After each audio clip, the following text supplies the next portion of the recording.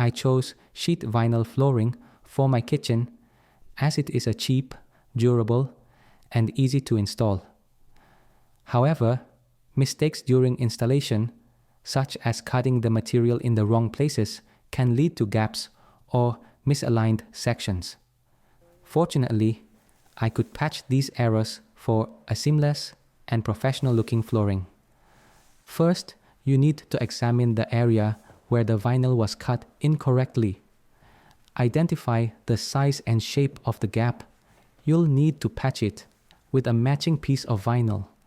Ensure you have a scrap piece of the same vinyl flooring. Cut a patch from your scrap vinyl that is at least 4 inches wider and longer than the damaged area to ensure proper coverage. Place the patch over the incorrect cut, carefully aligning the pattern with the surrounding flooring. Using a straight edge as a guide, cut through both the patch and the existing flooring with a sharp utility knife. This double cutting technique ensures the patch fits perfectly. You need to cut along the pattern lines to make the repair less noticeable. Apply a thin, even layer of vinyl flooring adhesive to the subfloor using a notched trowel or putty knife. Then, apply Roberts 7500 vinyl seam sealer to the edge.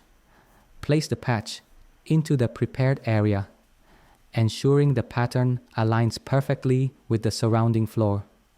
Press the patch firmly into place using a seam roller or rolling pin to eliminate air bubbles and ensure strong adhesion. Wipe away any adhesive that oozes out with a clean cloth.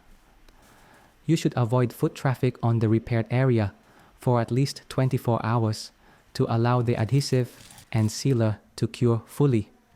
The fix works well for me. I still can see the seam, but it is not noticeable at a distance. If you find the video helpful, make sure to like and subscribe to our channel. Thanks.